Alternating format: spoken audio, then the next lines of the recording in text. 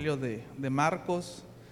Ya casi estamos en el clímax, en la conclusión del Evangelio. Quedan solamente 2 capítulos.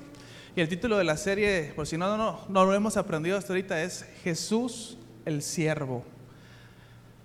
El evangelista Marcos ha estado dando su perspectiva del ministerio de Jesús y nos ha mostrado que Jesús, su reino es diferente, que Jesús es diferente a César, que Jesús es diferente a cualquier autoridad que hasta ese momento haya ejercido derechos sobre las personas. Vemos que el reino de Jesús es un reino basado en que el que quiera ser el más grande de todos, dice, tiene que ser el primero, él tiene que ser el servidor de todos los demás. Donde Jesús enseña cosas como, escuchaste que fue dicho ojo por ojo, diente por diente, pero yo les digo, amen a sus enemigos. Cosas totalmente que eran diferentes a como diría Pablo, las corrientes de este mundo, ¿verdad? Y lo que hemos estado viendo en las últimas semanas, particularmente la semana pasada, capítulo 14 de Marcos, si acompáñame tantito ahí para recordar. Jesús es ungido por una mujer con ese aceite carísimo, alabastro. Jesús dice, esto es para la preparación de mi sepultura. Ya sabes, Judas se enoja y eso lo pudimos ver usado para ayudar a los pobres. Él era el pobre, ¿no? Se estaba metiendo la mano ahí a las ofrendas. Jesús está instituyendo la cena del Señor. Es la celebración de la Pascua. Jesús da un nuevo significado. Ya lo vimos esto. De ahí se van a orar a Getsemaní. Son las últimas horas, la última noche de Jesús. Y mientras están orando, se lleva a 3 en particular a otra área, a Pedro, a Juan, a Jacobo. Les dice, oren conmigo para que no entren en tentación. Regresa, encuentra a Pedro dormido y le dice, Pedro, ¿duermes? Siguen orando. Aparece la escena de Judas entregando al maestro con un beso, con una multitud de alguaciles con palos para prender a Jesús como si fuera un malhechor, alguien violento, alguien que tuvieran que tener cuidado de él en ese aspecto. Lo llevan ante el sumo sacerdote. Todos los discípulos se escapan. Uno dijo que se andaba hasta Bichicori, por ahí andaba envuelto en una sábana y salió por pierna. Abandonaron a Jesús. Jesús es llevado, es interrogado por el sumo sacerdote y le preguntan si es el hijo del bendito. Y Jesús dice, yo soy. Y José nos explicaba la referencia de ese yo soy.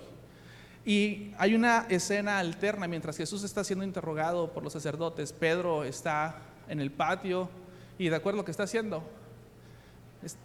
negando a Jesús.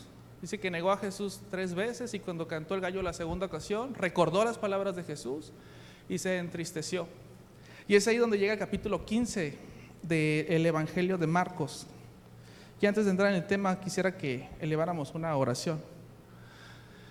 Bendito Dios y Padre, te reconocemos como nuestro buen pastor, Señor, que somos tuyos, somos tu iglesia. Y tú dices, Señor, que tú sigues edificando en tu iglesia, Señor, que tú eres ese buen pastor. Te pido, Señor, que nos lleves junto a esas corrientes de agua para saciar nuestra sed, Señor, por medio de tu palabra.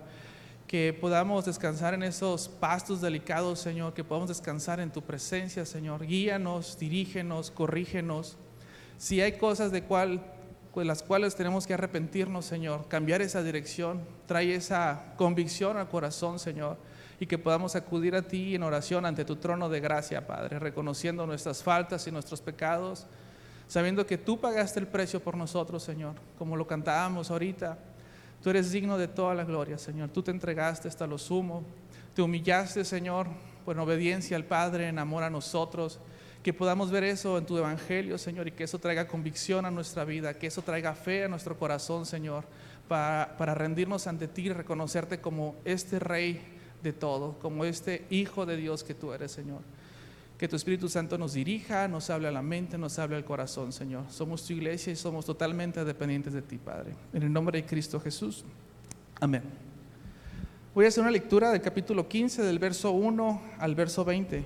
Dice, muy de mañana, habiendo tenido consejo los principales sacerdotes con los ancianos, con los escribas y con todo el concilio, llevaron a Jesús atado y le entregaron a Pilato. Pilato le preguntó, ¿eres tú el rey de los judíos? Y respondiendo él, les dijo, tú lo dices. Y los principales sacerdotes le acusaban mucho. Versículo 4. Otra vez le preguntó Pilato diciendo: ¿nada respondes? Mira de cuánto te acusan, de cuántas cosas te acusan. Mas Jesús ni aun con eso respondió, de modo que Pilato se maravillaba. Ahora bien, en el día de la fiesta le soltaban a un preso, cualquiera que pidiesen. Y había uno que se llamaba Barrabás, preso con sus compañeros de motín que habían cometido homicidio en unas revueltas. Y viniendo la multitud, comenzó a pedir que se hiciese como siempre se les había hecho. Y Pilato le respondió diciendo: ¿queréis que le suelte al rey de los judíos? Porque conocía que por envidia le habían entregado los principales sacerdotes. Mas los principales sacerdotes incitaron a la multitud para que le soltase más bien a Barrabás. Respondiendo Pilato, les dijo otra vez: ¿qué pues queréis que haga con el que llamáis el rey de los judíos? Y ellos volvieron a dar voces: crucifícale. Pilato les decía: pues qué mal ha hecho. Pero ellos gritaban aún más: crucifícale. Y Pilato, queriendo satisfacer al pueblo, le soltó a Barrabás y entregó a Jesús, después de azotarle para que fuese sacrificado. Entonces los soldados le llevaron dentro del atrio, esto es, al pretorio, y convocaron a toda la compañía. Y le vistieron de púrpura y poniéndole una corona tejida de espinas, comenzaron luego a saludarle: salve, oh rey de los judíos. Y le golpearon en la cabeza con una caña y le escupían, y puestos de rodillas le hacían reverencia. Después de haberle escarnecido, le desnudaron la púrpura y le pusieron sus propios vestidos y le sacaron para crucificarle. Estamos viendo las últimas horas de Jesús en esta tierra. La escena no es muy alentadora. Acuérdate, la noche previa, mientras él estaba orando en Getsemaní, mientras Pedro y los discípulos estaban dormidos, mientras Judas lo entrega, es llevado Jesús con el sumo sacerdote. En la noche es enjuiciado. José nos decía, eso no era legal, no era justo. Con testigos falsos, que su testimonio ni siquiera concordaba entre lo que ellos decían. Y no tenían por dónde entrarle a Jesús, no sabían por dónde agarrarlo. De tal manera que le hacen la pregunta: ¿eres tú el hijo del bendito? Y Jesús contesta: yo soy. Y se rasgan las vestiduras el sumo sacerdote y lo abofetean, escupen a Jesús, lo empiezan a escarnecerlo, a burlarse de él. Blasfemia, este es digno de muerte, empiezan a decir. Y un poquito del contexto es que si bien el pueblo de Israel, bajo la autoridad de César, de Roma, podía hacer interrogatorios y hacer cierto tipo de juicios, no podía hacer o establecer una pena de muerte. Solamente el gobernador romano o el procurador romano de la entidad es quien podía hacer la pena de muerte. Por eso el versículo 1 nos dice que muy de mañana, habiendo tenido consejo, y ya habían propuesto matar a Jesús, ya lo habían tomado de noche, ya lo habían enjuiciado, pero no podían ejercer el veredicto. Necesitaban que Pilato, en este contexto de Jerusalén, él emitiera el juicio. Entonces lo amarran, noche previa, llegan con palos contra Jesús. Siguiente día en la mañana, lo llevan amarrado para presentar ante Pilato. Probablemente, este es peligroso, hay que tener cuidado con él. Fuimos con palos por él, lo trajimos amarrado porque no va a ser que nos muerda, ¿no? Nos arranque una oreja o no sé qué pensarían, pero lo están poniendo más crema a los tacos, diríamos aquí. Y en el ínter, considera un poquito el contexto. A Jesús, los tres más cercanos lo abandonaron, los discípulos escaparon, Pedro lo está negando, lo acaba de negar horas previas. El Sanedrín, los dirigentes o los líderes religiosos, desde primeros capítulos del Evangelio vemos que querían aprenderlo, ya lo han tomado, ya empezó desde cierto punto a vivir esta pasión Jesús. ¿En qué sentido? Su pueblo lo está desechando, lo están juzgando a muerte, están pidiendo que Roma lo condene a muerte. Y la única esperanza de Jesús es el Padre. Pero no perdamos de vista algo que José hacía énfasis la semana pasada. Jesús no es una víctima de los eventos, Jesús no es una víctima de los hechos aleatorios que estaban pasando. Él al menos en 3 ocasiones había dicho lo que iba a pasar. Si me acompañas rapidito al capítulo 8 de Marcos, verso 31. Y comenzó a enseñarles que le era necesario al Hijo del Hombre padecer mucho y ser desechado por los ancianos, por los principales sacerdotes, por los escribas, y ser muerto y resucitar después del tercer día. Lo dijo una vez. Vete al capítulo 9, versículo 31 también. Porque enseñaba a sus discípulos y les decía: el Hijo del Hombre será entregado en manos de hombres y le matarán, pero después de muerto resucitará al tercer día. Siguiente capítulo, capítulo 10, versículo 33. Jesús dice: he aquí subimos a Jerusalén, y el Hijo del Hombre será entregado a los principales sacerdotes y a los escribas, y le condenarán a muerte, y le entregarán a los gentiles, y le escarnecerán, le azotarán, y escupirán en él, y le matarán, mas al tercer día resucitará. Al menos en 3 ocasiones Jesús les dijo a sus discípulos lo que iba a pasar. Y cuando los hechos empiezan a suceder, no sé si no pusieron atención a los discípulos, se les olvidó por la presión, o estaban más preocupados por otras cosas. Porque cuando Jesús estaba enseñando esto, ellos estaban preocupando por quién iba a ser el más importante, por quién iba a estar sentado uno a la izquierda y otro a la derecha. Sus motivaciones en ese momento eran otros, o simplemente no entendían. Pero cuando empezaron a suceder los hechos, no sé qué pasaría en la cabecita de ellos, pero no nos pongamos tan fuerte contra los discípulos, porque si tuviéramos la empatía por ellos y nosotros hubiéramos estado en su lugar, ¿qué hubiera pasado? Es más, las palabras que Jesús ya ha dicho, lo que ya está registrado en la Biblia, las promesas que Dios ha dicho, cosas que el Señor ha dicho, no las olvidas o no las olvidamos. En ocasiones no olvidamos lo que Jesús dijo.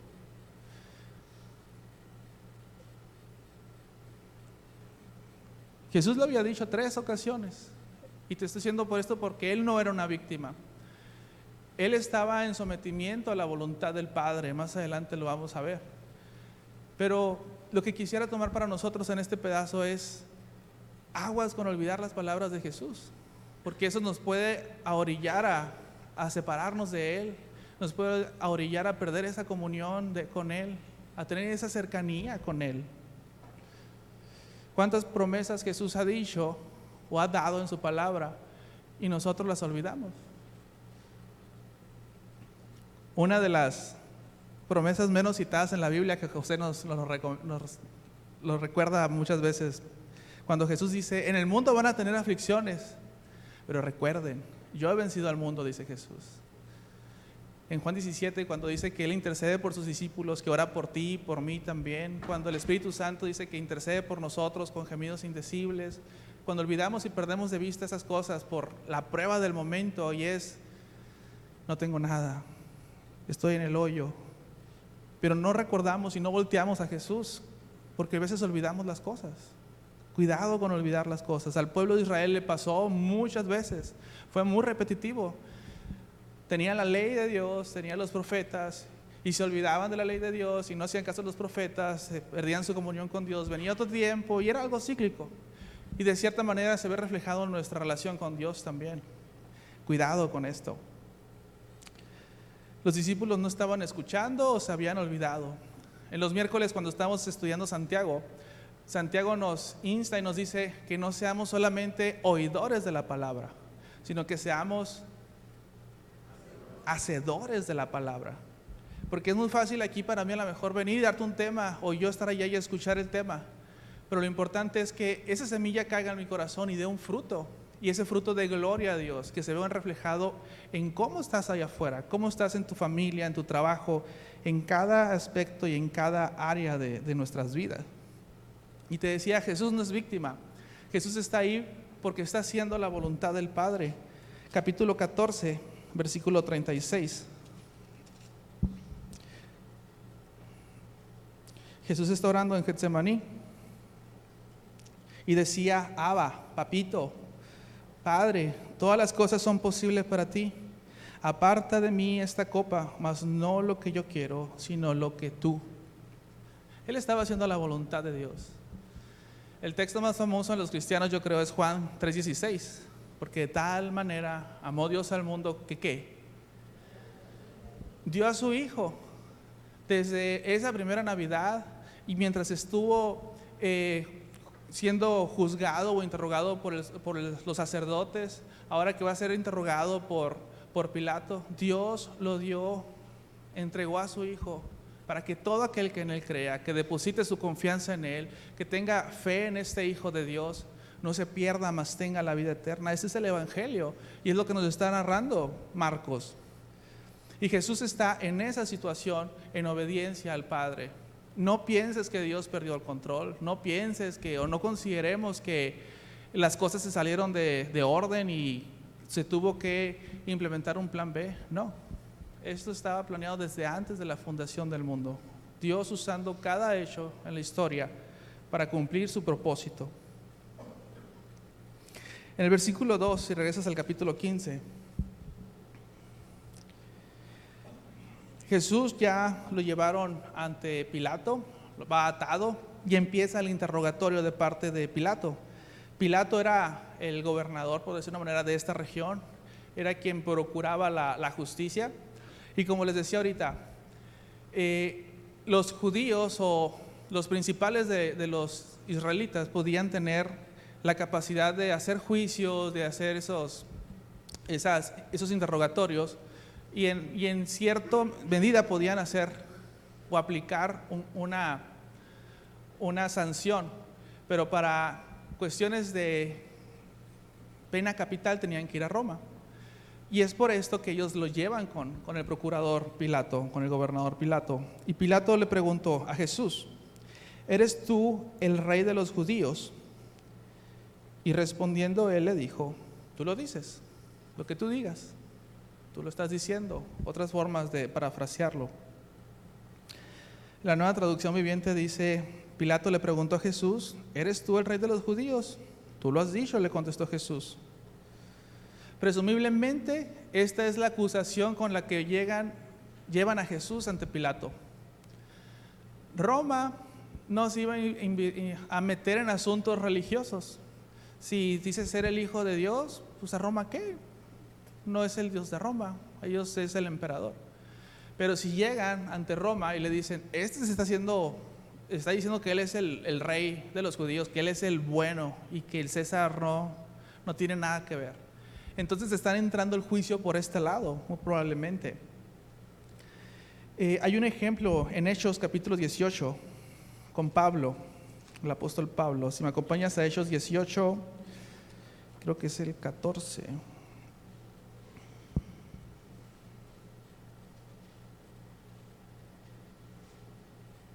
Ok, versículo 14 del capítulo 18. Y al comenzar Pablo a hablar, Galión dijo a los judíos: si fuera algún agravio o algún crimen enorme, oh judíos, conforme al derecho, yo os toleraría. Pero si son cuestiones de palabras y de nombres y de vuestra ley, vedlo vosotros, porque yo no quiero ser el juez de estas cosas. Otro juez o otra persona que tenía autoridad de Roma, llevan con él a Pablo y están checando cosas de la ley de los judíos, y él dice: no me corresponde, júzguenlo ustedes. Y si a Pilato le hubieran llevado a Jesús así, de hecho, si lees en los otros evangelios esta narración, Pilato en cierta manera va a decir: júzguenlo ustedes.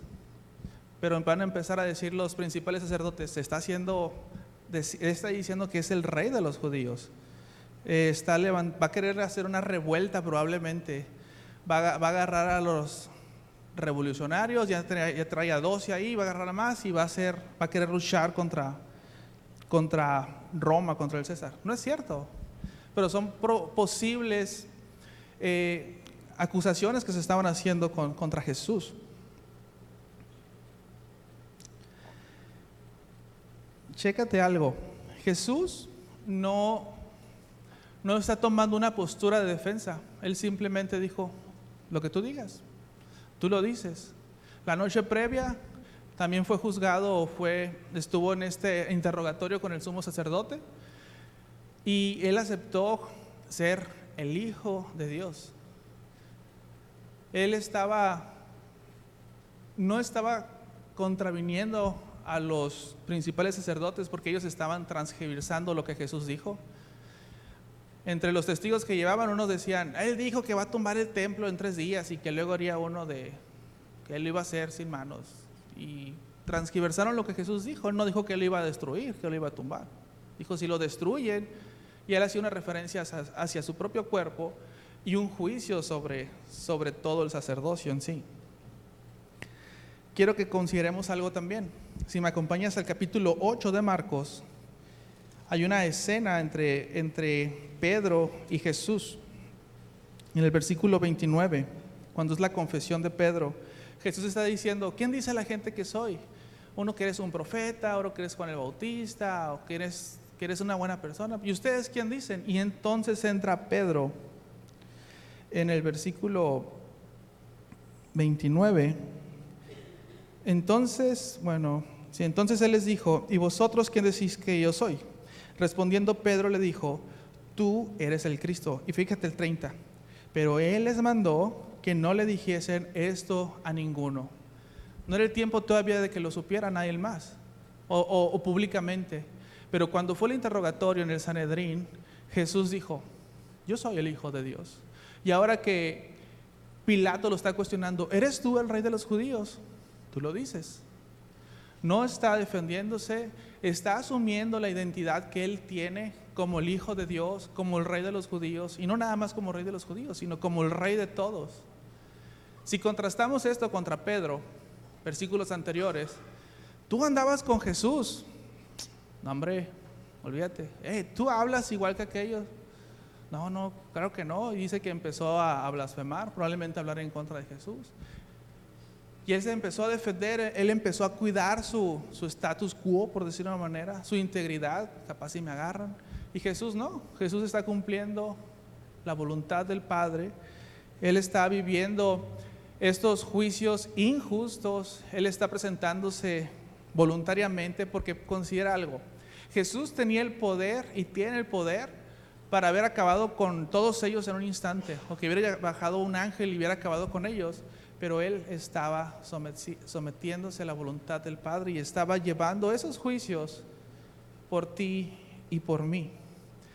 Y en última instancia los juicios que estaban haciendo contra Jesús era por su identidad, por ser el Hijo de Dios, por ser el Rey de los judíos, por ser alguien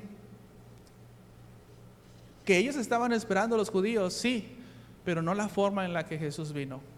Ellos estaban esperando a este libertador, a este caudillo poderoso que iba a acabar con las fuerzas de Roma y que iba a establecer el reino como lo tuvo David. Y así lo estaban esperando. Ciertamente en una ocasión más va a volver Jesús ya no como este corderito, no como este cordero de Dios, sino como el león, como este león fuerte. Si has visto las películas o has leído los libros, cuando hacen la referencia a Aslan, a ese león fuerte, poderoso, que no es domesticado para nada. Si proseguimos en la lectura del capítulo 15, en el versículo 3, dice, y los principales sacerdotes le acusaban mucho. Ya estaba ahí con Pilato, el rey de los judíos, y le seguían echándole más crema a los tacos, ¿no? Otra vez le preguntó Pilato diciendo, nada respondes. Mira de cuántas cosas te acusan. Mas Jesús ni aún con eso respondió. De modo que Pilato se maravillaba. Transgiversando la verdad, acusación tras acusación. Y Pilato le pregunta a Jesús, ¿no dices nada? ¿No te defiendes? Estaba leyendo y los comentaristas dicen que cuando te preguntan 1, 2 y la tercera vez sobre los cargos que te quieren atribuir y tú no respondes nada, es como que por default, ya ok, no te quisiste defender, vamos sobre la sentencia. Y Jesús dice que enmudeció, dice que cayó. Hay una referencia, si vas a Isaías capítulo 53, versículo 7. Isaías 53, 7. Búscala en tu Biblia ahí también si le quieres apuntar. Dice, fue oprimido, lo voy a leer en la nueva traducción viviente. Fue oprimido y tratado con crueldad. Sin embargo, no dijo ni una sola palabra. Como un cordero fue llevado al matadero y como oveja en silencio ante sus trasquiladores, no abrió su boca. Jesús no se defendió. Pero no digan algo de mí porque aguas, cuidado. Santiago dice que la lengua es un instrumento muy pequeño que puede prender grandes incendios. A pesar de la injusticia, de los injustos juicios de Dios, nocturno, ahora llevado ante Pilato con mentiras o transgiversando la verdad, el Señor Jesús estuvo ahí soportando todo esto. Y considera que lo estaba haciendo por amor al Padre y por amor a cada uno de los que estamos aquí. Y por amor a cada uno de todos los que han confesado y que van a confesar a Cristo como el Señor, como este Salvador. Y Pilato dice y se maravillaba de que guardaba silencio. Versículo 6. Ahora bien, es el día de la fiesta y le soltaba un preso, cualquiera que pidiese. Y había uno que se llamaba Barrabás, preso con sus compañeros de motín que habían cometido homicidio en una revuelta. Y viniendo la multitud, comenzó a pedir que hiciese como siempre les había hecho. Y Pilato les respondió diciendo, ¿queréis que os suelte al rey de los judíos? Porque conocía que por envidia le habían entregado a los principales sacerdotes. Mas los principales sacerdotes incitaron a la multitud para que le soltase más bien a Barrabás. Respondiendo Pilato les dijo otra vez, ¿qué pues queréis que haga del que llamáis el rey de los judíos? Y ellos volvieron a dar voces, crucifícale. Pilato les decía, pues qué mal ha hecho. Pues ellos gritaban aún más, crucifícale. Y Pilato, queriendo satisfacer al pueblo, le soltó a Barrabás y entregó a Jesús después de azotarle para que fuese crucificado. Ahora entra en escena otro actor, Barrabás. Barrabás se nos da un poco de su descripción, nos dice que para empezar era homicida, era asesino. Tenía una razón por la cual estar en prisión. Dice que probablemente era o un nacionalista que buscaba liberarse del yugo de Roma, o era un bandolero, alguien que atacaba, tipo Robin Hood, ¿no? Por un poquito de contexto. Atacaba a los ricos, le hacía daño a los romanos y el pueblo, los judíos nacionalistas estaban contentos con, este es de nuestro equipo, es de nuestro bando, ¿no? Sí nos defiende. Y por otro lado tenemos a Jesús que había mostrado su ministerio, que había hablado con una tremenda capacidad para enseñar doctrina, que dice que el pueblo se quedaba maravillado. Pero ese asombro o esa maravilla no es suficiente. El propio Pilato dice que se quedó asombrado, se quedó maravillado de que Jesús no se defendía. En la actualidad nos podemos maravillar de muchas cosas y podemos ver a muchas personas que se maravillan de Jesús, pero que no reconocen a Jesús como el Rey, que no rinden sus vidas ante este Rey lleno de gracia, lleno de amor, de misericordia, a este Rey que ha dado a conocer al Padre. El maravillarse no es suficiente. El rendir nuestros corazones, el reconocerle a Él, el entregarnos por Él, el que Él haga una obra en nosotros, nos transforme, nos haga de nuevo, ese es el Evangelio que dice Pablo que es poder de Dios para salvación. Y entonces está esta escena, está Barrabás, bandolero o revolucionario, que de cierto modo era apreciado por la multitud, muy probablemente. y está la multitud. A Jesús siempre lo seguían multitudes, si te fijas. Dice que las multitudes lo seguían para escuchar, y después lo seguían para ver los milagros, o lo seguían para que Él les hiciera el milagro. En una ocasión la multitud, de hecho, días antes o una semana antes, lo que nosotros conocemos como tradicionalmente el Domingo de Ramos, la multitud, ¿te acuerdas cómo le gritaba a Jesús? Hosana, Hosana al Hijo de David, y ponían esas palmas, bendito. Y ahora la multitud, no sabemos cuántos estuvieron en la primera multitud y cuántos estuvieron en la segunda multitud, o cuántos estaban en las multitudes que seguían a Jesús y que ahora están en esta multitud gritándole, crucifícale, y pidiendo a Barrabás. Barrabás, ya te dije un poquito del contexto. Y la multitud, veamos la elección que hizo la multitud. Eligieron a un luchador social, o a un revolucionario, o a un caudillo, o a alguien que le hacía daño a su enemigo. Tenían eso en común.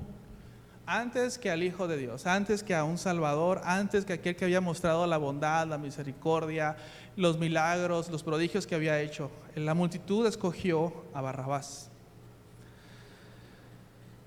¿Por qué? Porque esperaban que el Mesías fuera ese caudillo que te decía ahorita, un libertador poderoso que restituyera el reino de David, pero Jesús vino con un reino diferente. Si la votación se hiciera nuevamente el día de hoy entre algún Barrabás o el Hijo de Dios, muy probablemente ese Barrabás volvería a ganar. ¿En qué sentido? Cambiando un poquito la pregunta, ¿en dónde depositarías tu confianza? ¿En alguien que te pueda dar resultados ahorita, en el momento, o alguien que te garantice los resultados por una eternidad, a pesar de las aflicciones, de las circunstancias que puedan venir, tener una esperanza en Él? El pueblo a lo mejor veía en Barrabás un movimiento que podía liberarlos o que podía luchar contra Roma. Y en Jesús, pues Jesús ya había entrado, ya había hecho esa entrada triunfal y aún no había hecho nada contra el imperio romano. Lo ves ahí a Jesús enseñando con sus discípulos, orando, pero como que la gente no ve a Jesús actuando más allá. De cierta manera ellos se desmotivaron de seguir a Jesús, no vieron que Jesús hiciera algo contra el imperio, porque no entendían, así como los discípulos en su momento todavía no entendían cuál era la obra de Jesús, no entendían lo que Jesús estaba haciendo. Y pasa todavía, muchas personas aún no entienden lo que Jesús hizo, lo que Jesús sigue haciendo en los corazones y en las vidas en la actualidad. La pregunta para ti y para mí ahorita es, ¿en quién depositamos nuestra confianza? ¿Quién podría ser tu Barrabás? ¿Quién podría ser mi Barrabás? ¿Qué escojo antes de Jesús que puedo decir mi solución, o puedo encontrar más satisfacción en esto antes que en Dios? Aguas, cuidado. Por otro lado vemos la elección de Pilato. Pilato era la autoridad. Él tenía la responsabilidad y el poder para ejercer justicia, pero no muy diferente a nuestros tiempos. Los jueces muy probablemente, para no decir constantemente, se cargaban hacia aquellos que tenían la autoridad política o monetaria, y en ese sentido estoy hablando de los principales sacerdotes. Ellos lo llevan a Pilato, son camaradas, ellos se llevan bien, quiero que me lo juzgues, y le das cuello, ¿no? Pero Pilato, su elección era que, ¿qué hizo Pilato? Vamos a ver. Para empezar, él sabía que Jesús no representaba ninguna amenaza contra Roma. El Evangelio nos dice que la fama de Jesús ya se había extendido, era muy conocido por sus milagros, por las acciones que estaba haciendo, no por ser un revolucionario, no por ir en contra de César o de ir a acabar contra el reino de César, hablando militarmente. Sabía, y lo leímos ahorita, que Jesús había sido arrestado porque los sacerdotes le tenían envidia, porque Él los confrontaba con la verdad, porque les enseñaba al pueblo la doctrina, porque les enseñaba al pueblo de que les decía, síganme, tomen su cruz, mueran a sí mismos y síganme. Algo que Él hizo, se acobardó, Él eligió quedar bien con el pueblo antes que ejercer justicia. Le dice al pueblo, a ver, Ustedes, ¿qué deciden hacer con su rey, con el rey de los judíos? ¿Qué es lo que quieren hacer? No ejerció justicia, más bien prefirió estar en buenos términos con las demás personas. ¿Tú con quién prefieres estar en buenos términos? ¿Con Dios primeramente o con alguien más que te pueda rodear? Otra vez, es un llamado de atención para todos nosotros. Cuidado. Y vemos la lección de Jesús. Jesús elige ser obediente al Padre. Como oró en Getsemaní, Él dijo: no se haga mi voluntad, sino la tuya. Jesús eligió guardar silencio, no se defendió, aunque lo estaban vituperando, diciendo mentiras, levantando falso testimonio, no dijo nada. Y principalmente la lección que hizo es tomar tu lugar, tomar mi lugar. En cierto aspecto, cada uno de nosotros somos como ese homicida que estaba en la cárcel, como Barrabás. En Romanos capítulo 5, versículos 6 al 11, nos dice: cuando éramos, lo voy a leer en Nueva Traducción Viviente, cuando éramos totalmente incapaces de salvarnos, Cristo vino en el momento preciso y murió por nosotros pecadores. Ahora bien, casi nadie se ofrecería a morir por una persona honrada, aunque tal vez alguien podría estar dispuesto a dar su vida por una persona extraordinariamente buena.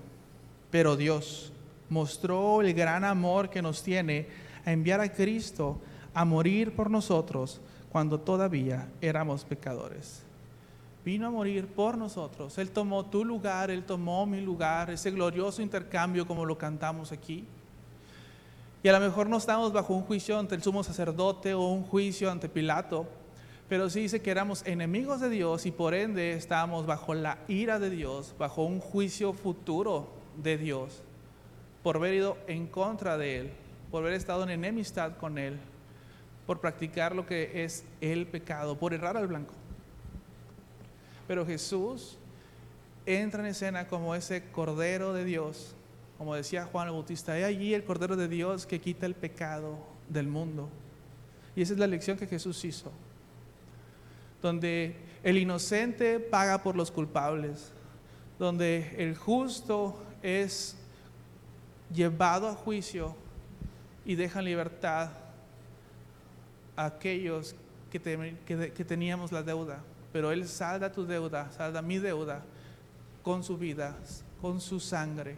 Porque si seguimos leyendo, dice: y como Él nos declaró justos delante de los ojos de Dios por la sangre de Cristo, con toda seguridad Él nos salvará de la condenación de Dios, pues como nuestra amistad con Dios quedó restablecida por la muerte de su Hijo, cuando todavía éramos sus enemigos, con toda seguridad seremos salvos por la vida de su Hijo.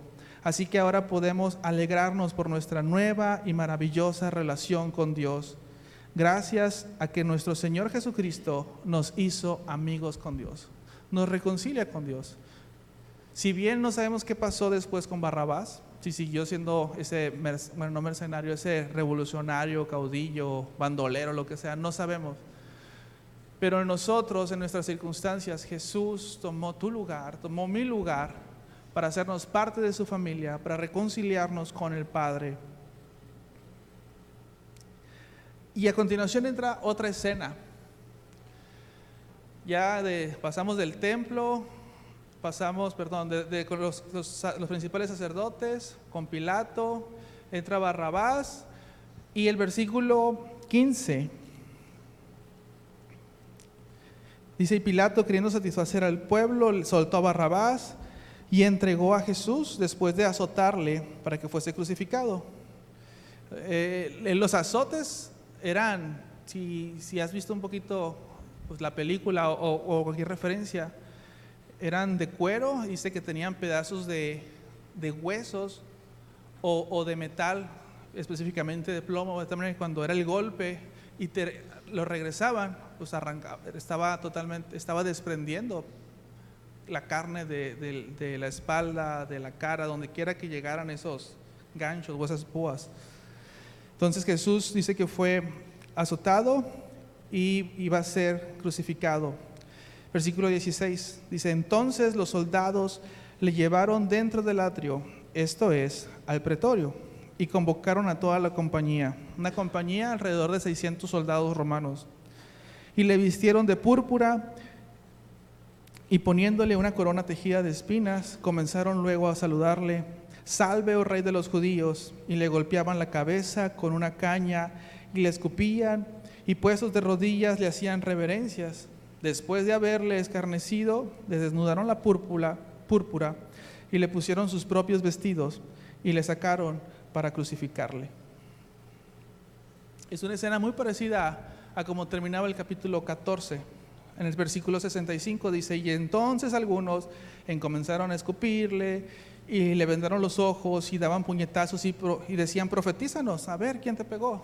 Ellos se burlaban y los guardias la bofeteaban mientras se lo llevaban. Eso pasó en la noche y ahorita en el transcurso de la mañana, ¡pum!, le está pasando algo igual, pero ahora con esta compañía de soldados romanos. Y nos narra un poquito de la parodia que están haciendo. Y es paradójico porque todo lo que ellos estaban diciendo era verdad. Salve, rey de los judíos. Lo coronaron, lo vistieron de púrpura. El púrpura era el color de los reyes, de las autoridades. Pero ellos en forma de escarnio. Y nosotros cantamos: con una corona de espinos te hiciste rey por siempre. Y vemos que para nosotros tiene un significado glorioso, lo que para ellos era motivo de escarnio, de burla, de rechazo por parte del pueblo de Israel. Es por eso que Pablo dice que el evangelio es locura para los que se pierden, pero es poder para aquellos que se salvan. Esta locura del evangelio, esta locura que Dios está haciendo por medio de Jesús, es el plan de redención, es el plan de salvación, lo que Dios está haciendo. Para ellos, los soldados, un rey era alguien como el César, que tenía dominio, autoridad, ejército, riquezas, estados, propiedades. Pero el reino de Jesús, dice, Jesús mismo dijo que su reino era diferente. Y no perdamos de vista algo otra vez: Jesús no es una víctima de las circunstancias. Al principio vimos que en 3 ocasiones Él dijo que iba a pasar esto. Lo iban a tomar, lo iban a entregar a manos de gentiles, lo iban a bofetear, lo iban a latigar, lo iban a escupir, que lo iban a matar. Pero no queda ahí, dice que el tercer día iba a resucitar. Jesús estaba viviendo esta aflicción, viendo que iba a ser glorificado por el Padre, viendo que esto iba a tener mucho fruto de salvación, en los cuales te encuentras tú, me encuentro yo, y se encuentran muchos más en toda la historia. Ellos, como muchos otros, no entendían que el reino de Jesús era totalmente diferente, que Jesús, como veíamos el título, este rey siervo, Jesús el siervo. Marcos 9:35, Jesús dijo: el primero es el servidor de todos. En Marcos 10:45 Jesús habla de su misión, que Él no vino a ser servido, sino que Él vino a servir y a entregar su vida para salvación de muchos. Y en ese proceso de servicio y de salvación de muchos, entra también estos juicios injustos, entra también estas abofetadas, entra también esos latigazos, todo eso preparándolo la antesala para ser llevado y ser exaltado en esa cruz como rey, para morir por ti, para morir por mí, para tomar tu lugar. Pero va a haber un día, así como los principales sacerdotes lo interrogaban y le preguntan: ¿eres tú el Hijo del bendito? Y Él dijo: yo soy. Y habrá un día en que volveré, dijo, y vendré en mi gloria. Jesús dice eso, va a volver Jesús, pero ya no va a venir como que decía ahorita, como este Cordero de Dios, sino va a venir como el león, como lo describe en Apocalipsis, que sus ojos son tan penetrantes que parecen llamas de fuego, y a pesar de eso dice que su rostro es como un rostro de sol, brillante, resplandeciente, y aún así puedes ver sus ojos, su mirada. Y se va a cumplir lo que dice Filipenses capítulo 2 versículo 11, que dice que toda rodilla se doblará y confesará que Jesús es el Señor, para gloria de Dios el Padre. Pero para llegar a eso, primero Jesús estaba pasando por esto. Por eso dijo: no se haga mi voluntad, sino la tuya. Si bebiendo la copa de la ira de Dios a través de estos juicios. Les voy a pedir a los muchachos que vayan pasando, por favor. Y quisiera hacer un recuento hasta ahorita de la pasión de Jesús. En el capítulo 14 vemos a esta mujer que unge el cuerpo de Jesús con ese perfume de alabastro. Y Jesús dice, esta lo ha hecho porque está preparando mi sepultura. Jesús sabe a dónde va. Jesús es cuestionado por los sumos sacerdotes y Jesús acepta públicamente su identidad y dice, yo soy el Hijo de Dios, yo soy el Hijo del bendito. Cuando Pilatos lo está cuestionando y le pregunta si es el rey de los judíos, tú lo has dicho.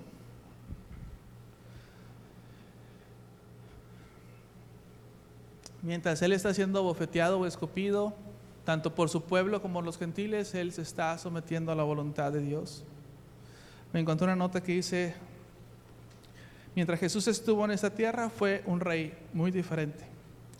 Los rufianes lo ungieron con escupitajos, lo coronaron con ramas, con espinas, y lo prepararon para entronizarlo en una cruz. Y eso es porque Él estaba tomando tu lugar y estaba tomando mi lugar. Te invito a que te pongas de pie y oremos y le demos gracias a Dios como iglesia por la obra que Él hizo y lo que Él sigue haciendo. Este es el Evangelio, eso que es locura para el mundo, pero es poder de Dios.